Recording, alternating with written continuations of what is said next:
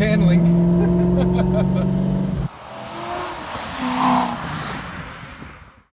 What's up everyone? I'm back with another video.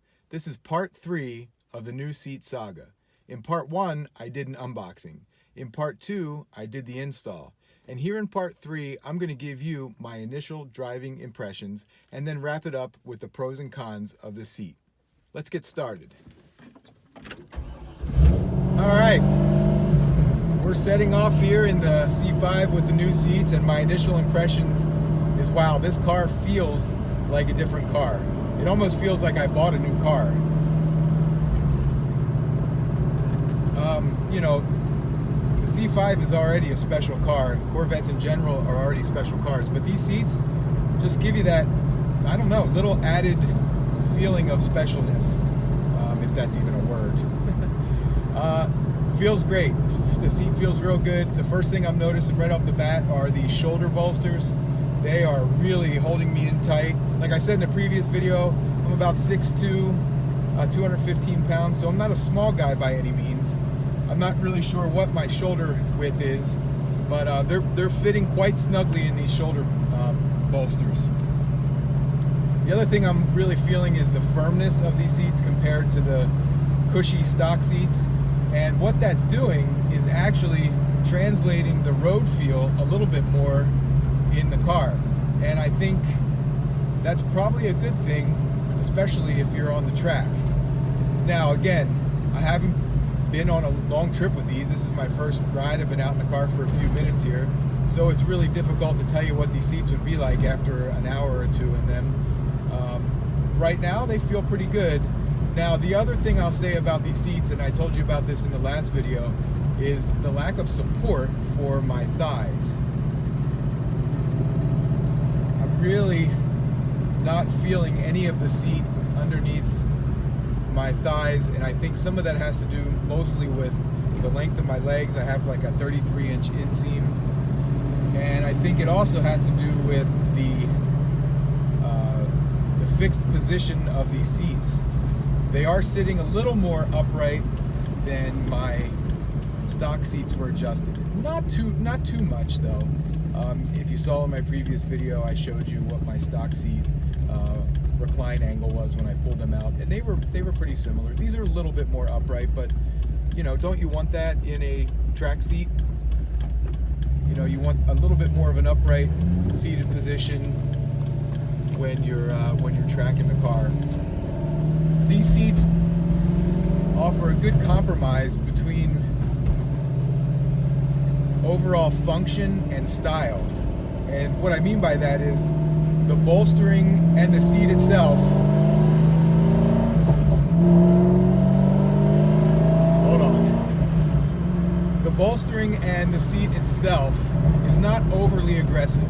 So getting in the car and exiting the vehicle, you don't feel like you're climbing out of a bathtub. So for everyday riding, everyday driving, weekend warrior stuff, spirited driving, they're going to work really well for you. And for those few track days that you do a year, these seats are also going to do a pretty good job of holding you in place. Now the other thing I got to say is whatever this material is also gripping my clothes pretty well too. I was a little concerned that, you know, these seats not being Alcantara, that I'd be giving up a little bit of that, you know, stickiness. Let's see this corner does here. Whoa! Woo. Active handling. Well, the seat held me in really well, which I think is what's important there, and I didn't lose the car. Active handling kicked in at the right time and kept things straight. These cars will get away from you.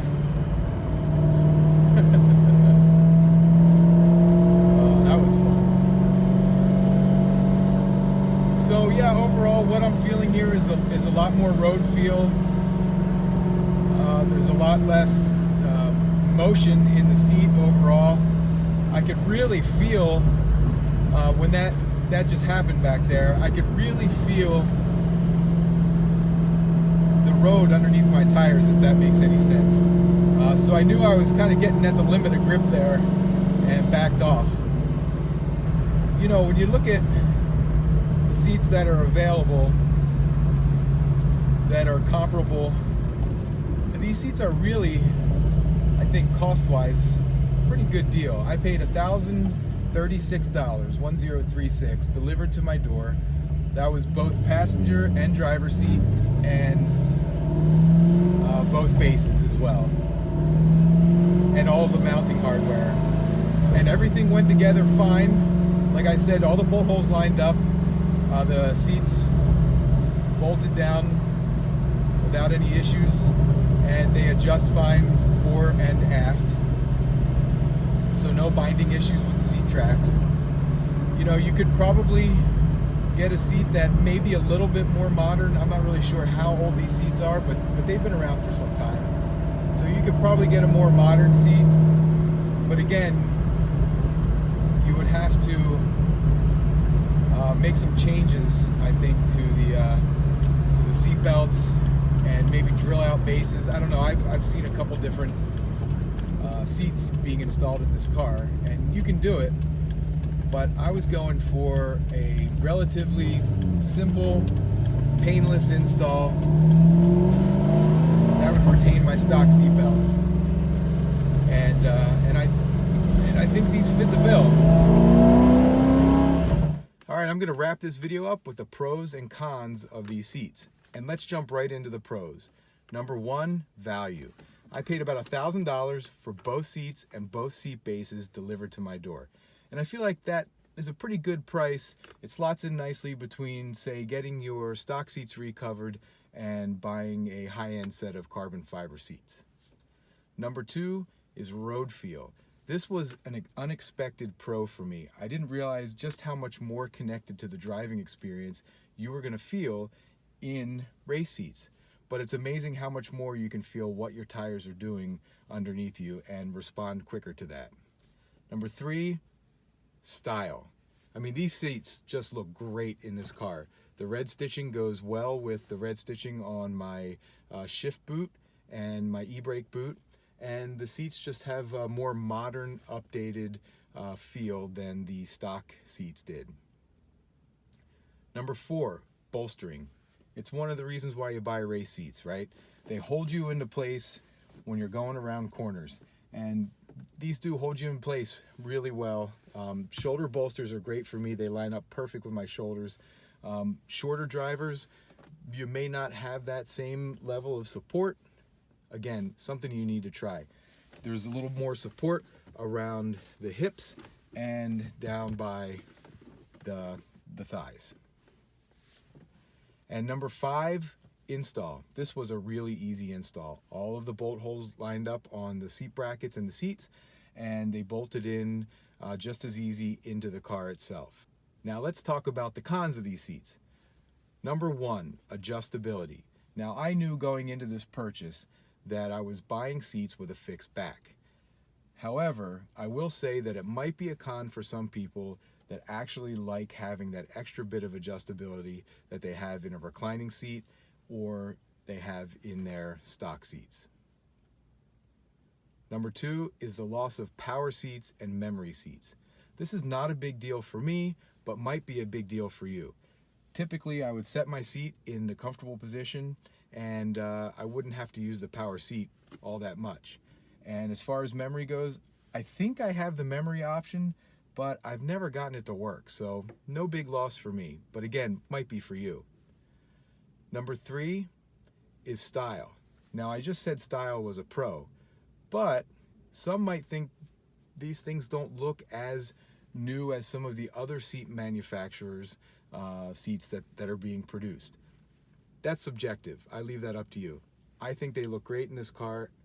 They fit the look and feel of the cabin, and again, I really like the red stitching. Number four, thigh support. For me, this is the biggest con.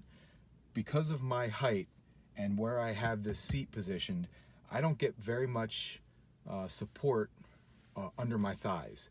And so I have a feeling that on long car trips, that may become uncomfortable. So I probably will shim the front of the seat up a little bit to see if I can get my thighs more in contact with the bottom of the seat here. And finally, number 5, there's a little bit of squeaking where the seat contacts the center console and also on the seatbelt side. And this is dependent on how far you have the seat back. If you bring the seat up far enough, you won't have that problem. Again, taller guys, we need to put our seats back a little further. We may have a little bit more of a squeaking issue than those that are shorter. Well, that's it for part 3 of the new seat saga. If you like this video, please consider subscribing to my channel and hit that like button while you're down there. And leave me some comments. I love interacting with other people who are just as passionate about Corvettes and cars as I am. Till next time, see ya.